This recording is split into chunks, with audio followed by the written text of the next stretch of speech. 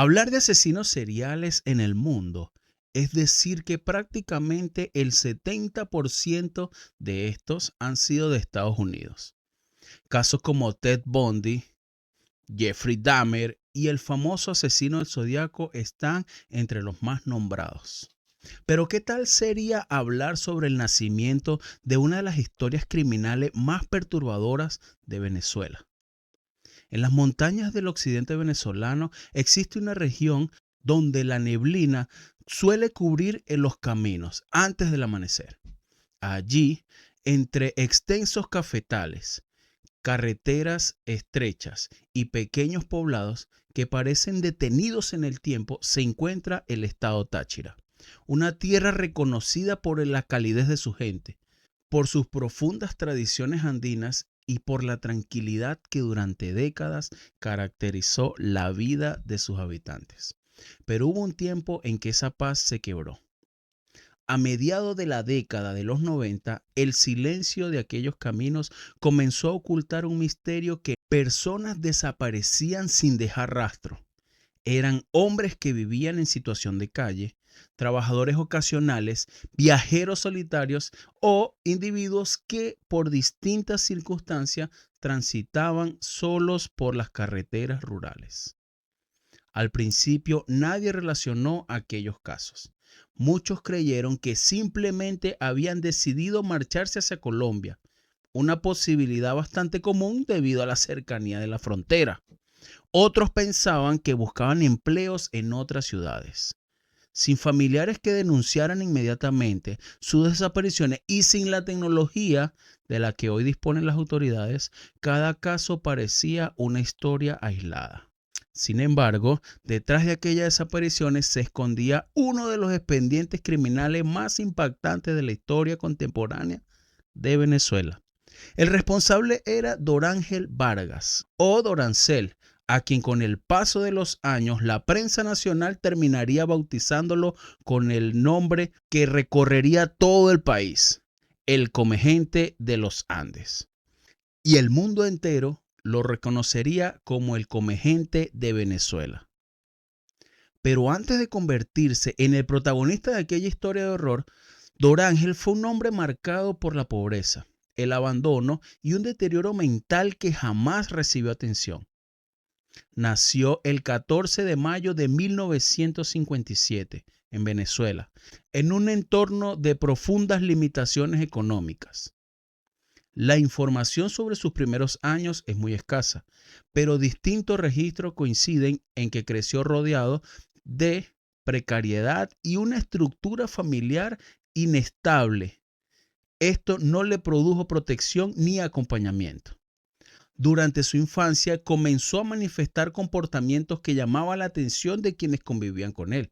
En aquella época, hablar de salud mental era prácticamente un tabú. Muchas enfermedades psiquiátricas eran confundidas con rareza de personalidad, mala conducta o simplemente era un niño que se portaba mal. Con el paso de los años, aquellos problemas fueron agravándose. Dorángel empezó a llevar una vida errante.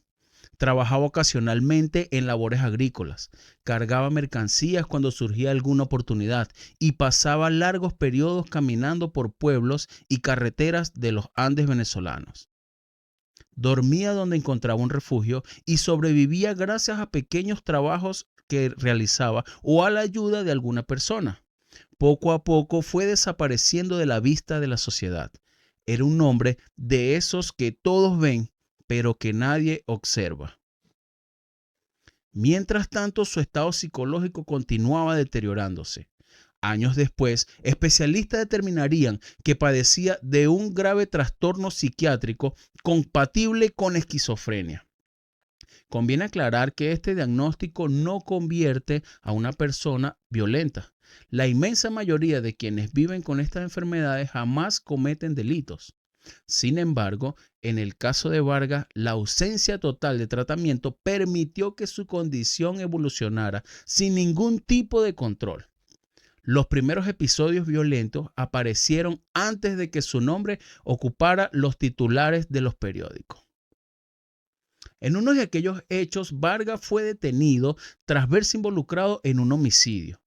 Las autoridades concluyeron que no se encontraba en condiciones de afrontar un proceso penal ordinario debido a su estado mental, por lo que fue internado en un hospital psiquiátrico. Aquella decisión parecía la más lógica. El problema fue lo que ocurrió después. Por circunstancias que nunca quedaron completamente establecidas, Dorángel abandonó el centro psiquiátrico y regresó a las calles. Algunas versiones hablan de una fuga, otras sostienen que simplemente dejó de recibir atención médica. Lo cierto es que un hombre con antecedentes de violencia y un severo trastorno mental volvió a quedar completamente solo, sin tratamiento y sin supervisión médica, sin control alguno. Ese vacío tendría consecuencias devastadoras. Durante los años siguientes recorrió distintos municipios del estado Táchira, dormía entre montañas y construcciones abandonadas o improvisaba refugios cercanos a las carreteras.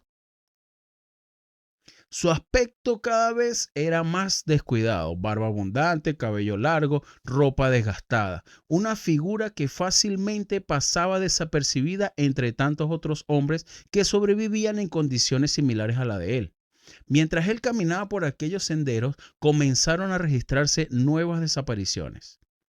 Los investigadores notaron que las víctimas compartían ciertas características. La mayoría eran hombres adultos, muchos vivían en condiciones de calle, algunos carecían de familiares cercanos, otros recorrían largos trayectos completamente solos. Precisamente por eso sus desapariciones tardaban días o incluso semanas en ser denunciadas. Cada expediente terminaba archivado como un caso independiente. Nadie encontraba una conexión. Los rumores empezaron a extenderse entre la población. Habían quienes aseguraban que grupos criminales operaban cerca de las fronteras. Otros hablaban de secuestros. No faltaba quien atribuía la desaparición a historias sobrenaturales. La realidad era mucho más inquietante. Sin despertar sospechas, Dorángel observaba durante días a posibles víctimas. Esperaba el momento en que estuvieran completamente solas. Aprovechaba la soledad de los caminos rurales y la ausencia de testigos para actuar. Durante muchos tiempos consiguió pasar desapercibido porque elegía precisamente a quienes la sociedad menos veía. Aquellas personas cuya ausencia tardarían demasiado en llamar la atención. Pero todo cambió cuando una investigación condujo a un hallazgo inesperado. En una zona frecuentada por Vargas, las autoridades encontraron restos humanos. No era un crimen aislado. La escena revelaba que detrás de aquellas desapariciones existía una historia mucho más grande. Los detectives comenzaron a reconstruir los movimientos de las víctimas, compararon fechas, recorrieron caminos, entrevistaron testigos y poco a poco todas las pistas empezaron a señalar hacia un mismo nombre: un vagabundo, un hombre silencioso, alguien que llevaba años caminando por los Andes venezolanos sin despertar sospechas. Cuando finalmente lograron ubicarlo y proceder a su detención, ninguno de los funcionarios imaginaba que estaban a punto de escuchar una de las confesiones más estremecedoras registradas en la historia criminal de Venezuela.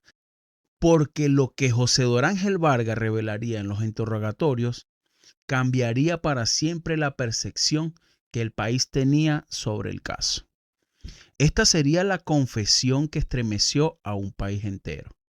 La captura de José Dorángel Vargas marcó un antes y un después en la investigación. Hasta ese momento los funcionarios sospechaban que se encontraban frente al responsable de varias desapariciones, pero aún desconocían la verdadera magnitud del caso.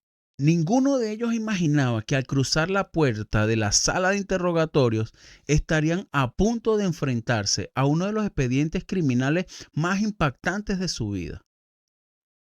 Lejos de mostrarse nervioso o intentar evadir las preguntas, Vargas permanecía sorprendentemente sereno. Contestaba con pocas palabras. Mantenía la mirada fija y hablaba con una calma que desconcertaba a los investigadores. A los medios de comunicación contaba de manera tranquila que solo comía hombres porque las mujeres sabían a flores. No parecía comprender el impacto de sus propias declaraciones, ni la gravedad de los hechos que comenzaban a reconstruirse. A medida que avanzaba el interrogatorio, las piezas de rompecabezas comenzaron a encajar. Los investigadores comparaban cada respuesta con los reportes de personas desaparecidas y con la evidencia hallada en distintos puntos del estado Táchira. Poco a poco comprendieron que no estaban frente a un homicidio aislado, sino ante una sucesión de crímenes cometidos durante varios años. Las labores forenses se intensificaron, equipos especializados recorrieron las zonas aledañas. Las labores forenses se intensificaron. Los equipos especializados recorrieron las zonas señaladas por la investigación, buscando restos y cualquier indicio que permitiera identificar a las víctimas. Muchos de los hallazgos confirmaban que varias personas habían perdido la vida en circunstancias similares, aunque el paso del tiempo y las condiciones del terreno dificultaban enormemente el trabajo de identificación. Por esa razón, uno de los aspectos que nunca pudo establecerse con absoluta certeza fue el número de las víctimas. Existen diferentes cifras citadas en reportajes y documentales, pero los investigadores coinciden en que no todas pudieron ser verificadas. Algunas correspondían a personas cuya identidad jamás fue confirmada y otras provenían de las declaraciones del propio Vargas, cuya fiabilidad era limitada debido a su estado mental. Mientras tanto, la noticia comenzó a difundirse por todo el país. Las emisoras de radios interrumpían su programación habitual para informar sobre el avance del caso. Los periódicos dedicaban sus primeras páginas a la investigación y los noticieros seguían cada detalle con enorme interés. El país entero buscaba comprender cómo había sido posible que una serie de crímenes de tal magnitud permaneciera oculta durante tanto tiempo. Muy pronto apareció el sobrenombre que acompañaría para siempre a José Dorángel Vargas, el comegente de los Andes o el comegente de Venezuela. Sin embargo, detrás de todo esto surgieron preguntas mucho más profundas. ¿Cómo era posible que un hombre con antecedentes de violencia y un diagnóstico psiquiátrico conocido hubiera permanecido durante años sin tratamiento adecuado? ¿Por qué nadie supervisó su evaluación después del abandono del centro especializado? ¿Qué falló en el sistema para permitir que continuara viviendo completamente al margen de cualquier control? Estas interrogantes comenzaron a ocupar un lugar importante dentro del debate público. Los especialistas en psiquiatría insistían en que el caso no debió utilizarse para estigmatizar a las personas con enfermedades mentales. Recordaban que la inmensa mayoría de quienes padecen de esquizofrenia u otros trastornos similares jamás protagonizan episodios de violencia. El expediente de Vargas representa una situación excepcional agravada por el abandono institucional y la ausencia total de tratamiento durante años. Las evaluaciones médicas prácticamente después de su detención concluyeron que presentaba un severo trastorno mental que afectaba profundamente su percepción de la realidad. En consecuencia, el proceso judicial siguió un camino distinto al de un acusado considerado plenamente imputable. En lugar de recibir una condena ordinaria, fue recluido bajo custodia del Estado en un centro psiquiátrico, donde permanecería sometido a vigilancia y tratamiento especializado. Con el paso del tiempo, distintos periodistas lograron entrevistarlo. Uno de ellos fue el conocido periodista Luis Olavarrieta, quien le hizo una de sus últimas entrevistas. Sus declaraciones continuaban sorprendiendo con la tranquilidad que hablaba de los hechos. No manifestaba el remordimiento que habitualmente se espera en este tipo de casos. Y en ocasiones respondía con frases alocadas que parecían reflejar una comprensión alterada de la realidad. No obstante, muchas expresiones que circulan actualmente en Internet nunca fueron verificadas por fuentes confiables. A lo largo de los años, el caso dio origen a numerosos relatos, sobre todo exagerados, frases atribuidas sin evidencia y versiones contradictorias, que terminaron mezclándose con los hechos documentados. Por ello, historiadores y criminólogos recomiendan distinguir siempre entre la información respaldada por expedientes judiciales y los elementos que forman parte del imaginario popular. A medida que transcurrían los años, la atención mediática disminuyó. Venezuela comenzó a enfrentar otros acontecimientos que ocuparon el centro del debate nacional y el caso dejó de aparecer con frecuencia en los noticieros. Sin embargo, nunca desapareció por completo de la memoria colectiva.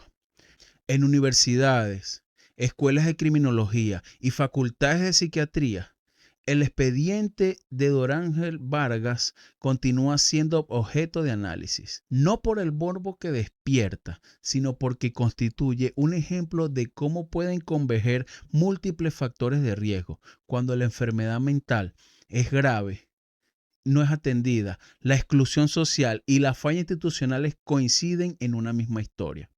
Hoy, décadas después, su nombre sigue apareciendo en los libros, documentales y estudios especializados sobre criminalidad en América Latina. Más allá del impacto que produjo, el caso de Dorángel Vargas dejó una enseñanza difícil de ignorar.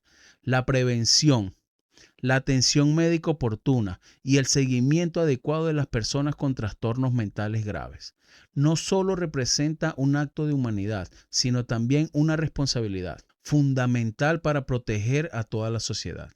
Las montañas del Táchira volvieron con el tiempo a la tranquilidad que las caracterizaba. Los caminos continuaron recibiendo agricultores, viajeros y familias que recorrían toda la región, sin imaginarse que años atrás aquellos mismos senderos habían sido escenario de una de las investigaciones criminales más completas de Venezuela. Detrás de cada expediente existen decisiones, omisiones y circunstancias acumuladas que con el paso del tiempo pueden desbordar en consecuencias irreparables. El caso de José Dorángel Vargas no debe recordarse únicamente por la figura criminal, sino también por las víctimas, por las familias que convivieron durante años con la incertidumbre y por la necesidad permanente de fortalecer las instituciones encargadas de la salud mental, la justicia y la protección de las personas más vulnerables. Porque al final toda sociedad se define no solo por la manera en que enfrenta el crimen, sino también por la forma en que prevé que historias como esta vuelvan a repetirse. Muchísimas gracias por llegar hasta el final de esta historia. Recuerda seguirme en Instagram, recuerda suscribirte al canal y darle a la campanita para escuchar la próxima historia.